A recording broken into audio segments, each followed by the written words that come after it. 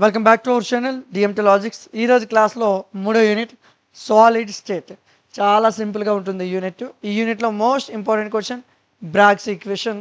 ఇది short answer కానీ long answer కానీ రావడానికి అవకాశం ఉంటుంది. సరే, క్వశ్చన్ మనం చూసుకున్నట్లయితే దానికి సంబంధించిన ఒక పిక్చర్ని మీకు ఇక్కడ వేయడం జరిగింది. సో ఈ పిక్చర్ గురించి డిస్కస్ చేద్దాం మనం ఇప్పుడు. When X-rays are incident on the crystal or plane. చూడండి అన్న, ఈ రేస్ అనేవి ప్లేన్ మీద కానీ క్రిస్టల్ మీద కానీ ఇన్సిడెంట్ అయినట్లయితే అది ఫస్ట్ పాయింట్. రెండో పాయింట్ చూడండి అన్న, they are diffracted from the lattice points. Lattice points అంటే ఇవి నాన్న, సిడి లాటిస్ పాయింట్స్. ఈ లాటిస్ పాయింట్స్ నుంచి డైఫ్రాక్ట్ అవుతున్నాయి అన్నాడు. Okay, next, in the crystal the lattice points are arranged in regular pattern. ఈ క్రిస్టల్లో ఈ లాటిస్ పాయింట్స్ అనేవి రెగ్యులర్ ప్యాటర్న్లో అరేంజ్ అయి ఉన్నాయి. Okay, next, when the waves are diffracted from these points. ఈ పాయింట్స్ నుంచి వేవ్స్ అనేవి డైఫ్రాక్ట్ అయ్యాయి అనుకో, అప్పుడు ఆ వేవ్స్ అనేవి కన్స్ట్రక్టివ్ ఇంటర్ఫిరెన్స్ అయినా అవ్వచ్చు, లేదా డిస్ట్రక్టివ్ ఇంటర్ఫిరెన్స్ అయినా అవ్వచ్చు. 2 టైప్స్ అవ్వచ్చు. కరెక్ట్గా అబ్జర్వ్ చేయండి అన్న, ఎప్పుడైతే ఆ లాటిస్ పాయింట్స్ నుంచి వేవ్స్ అనేవి డైఫ్రాక్ట్ అయ్యాయో ఆ డైఫ్రాక్షన్ అనేది అయితే కన్స్ట్రక్టివ్ ఇంటర్ఫిరెన్స్ అవుతుంది, లేదా డిస్ట్రక్టివ్ ఇంటర్ఫిరెన్స్ అవుతుంది అని చెప్పాడు.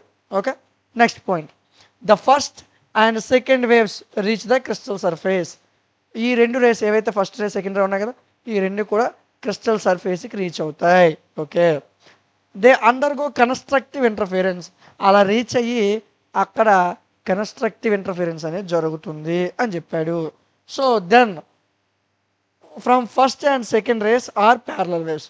అక్కడి నుంచి ఫస్ట్ రే సెకండ్ రే అనేవి ప్యారలల్ వేవ్స్ కింద వెళ్తాయి. రేస్ ఎలా ఫాలో అయ్యాయి, మరలా ప్యారలల్ రేస్గానే వెళ్ళాయి. సో అదే మనకి చెప్పాడు అంతే. ఓకే, సరే, నెక్స్ట్ పాయింట్ చూద్దాం నాన్న. So they travel the same distance till the waves form AD. ఏడీని ఫామ్ చేసే వందకు ఏడీని ఫామ్ చేసే వరకు ఈ రేస్ అనేవి కొంత డిస్టెన్స్ ట్రావెల్ చేశాయి అన్నాడు. ఫస్ట్ పాయింట్ ఏంటన్నా, సో ఈ ఏవైతే ఈ రేస్ ఉన్నాయో అవి కొంత డిస్టెన్స్ వరకు వెళ్ళాయి. ఎందుకు అంత డిస్టెన్స్ వరకు వెళ్ళాయంటే ఏడీని ఫామ్ చేయడానికి. ఓకే, నెక్స్ట్, సెకండ్ రే, ఇందులో ఉన్న రెండో రే ఏం చేసిందంటే ఈ ఫస్ట్ రే కన్నా ఎక్కువ డిస్టెన్స్ వెళ్ళింది. అది ఎంత, డిబి ప్లస్ బీసీ అనే డిస్టెన్స్ వెళ్ళింది. ఓకే, ఆఫ్టర్ క్రాసింగ్ ద గ్రావిటీని క్రాస్ చేశాక interference with the first ray in constructive manner. మనం గ్రావిటీని ఈ రేస్ అనేవి క్రాస్ చేసిన తర్వాత ఏదైతే ఫస్ట్ రే ఉందో అది కన్స్ట్రక్టివ్ మేనర్లో వెళ్తుంది అని చెప్పాడు. Only they can be in the same phase. ఎప్పుడైతే ఈ రెండు రేస్ కూడా ఒకే ఫేజ్లో ఉంటాయో, సేమ్ ఫేజ్ రూల్లో ఇవి చెప్తాం, లిక్విడ్, సాలిడ్, గ్యాస్ అని చెప్తాం. సో నెక్స్ట్ యూనిట్లో వస్తుంది అది. ఆ విధంగా సేమ్ ఫేజ్లో ఉన్నాయనుకోండి రేస్ అన్నీ కూడా ఒకదానికొకటి, అప్పుడేం జరుగుతుంది, రెండు వేవ్స్ కూడా ఒకే ఫేజ్లో ఉన్నట్లయితే దాని యొక్క పాత్ డిఫరెన్స్ అనేది, ఈ రెండు రేస్ మధ్యలో ఉన్న పాత్ డిఫరెన్స్ అనేది ఈక్వల్ టు వేవ్ లెంత్కి ఈక్వల్గా ఉండాలి. ఇది మెయిన్ పాయింట్, ఎగ్జామ్లో మెన్షన్ చేయాల్సిన పాయింట్. ఏంటి, రెండు ఒకే ఫేజ్లో ఉంటే ఆ రెండింటి యొక్క పాత్ డిఫరెన్స్ అనేది దాని యొక్క వేవ్ లెంత్కి ఈక్వల్గా ఉంటుంది. ఓకే, సో పాత్ డిఫరెన్స్ అనేది దాని యొక్క వేవ్ లెంత్కి ఈక్వల్గా ఉంది. ఇది పాత్ డిఫరెన్స్, ఇది వేవ్ లెంత్ అన్న. ఓకే, సో నేనేమనుకున్నానంటే DB is equal to D sine theta అనుకున్నాను, BC is equal to D sine theta అనుకున్నాను. వీళ్ళిద్దరు ఈక్వల్ అన్న.